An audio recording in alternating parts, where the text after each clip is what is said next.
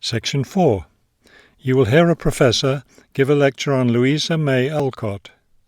First, you have some time to look at the questions 31 to 40.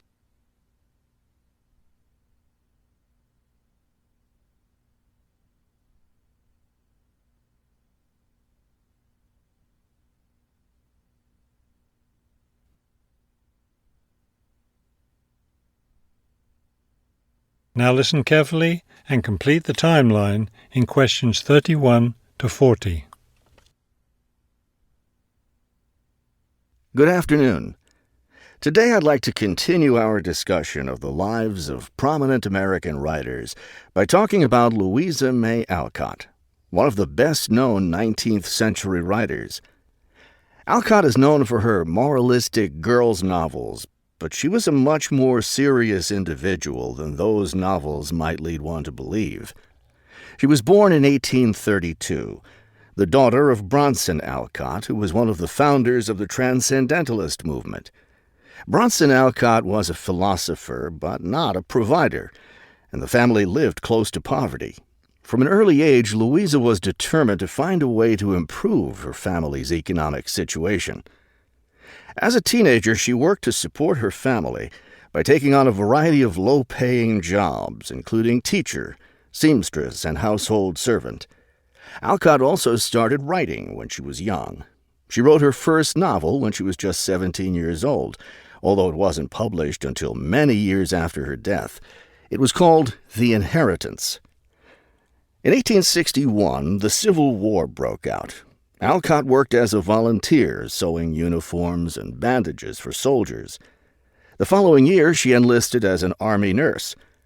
She spent the war years in Washington, nursing wounded soldiers at a military hospital. While working at the hospital, she wrote many letters to her family at home in Massachusetts.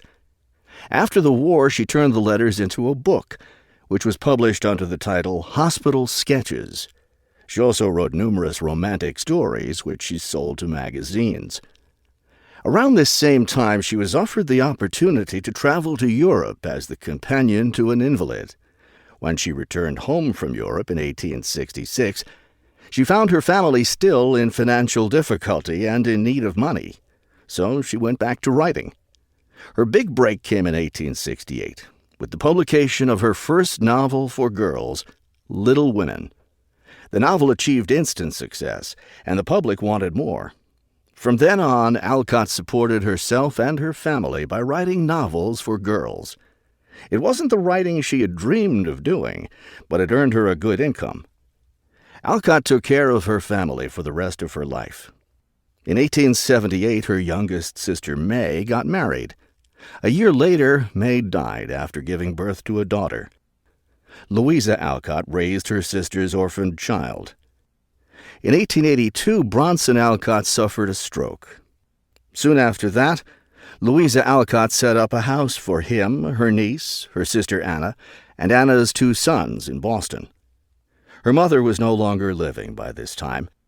Alcott was still writing novels for girls, including 2 sequels to Little Women, Little Men and Joe's Boys. The latter was published in 1886.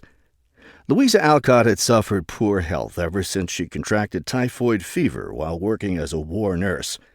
She died in March of 1888, at the age of 55. She was buried in Concord, Massachusetts.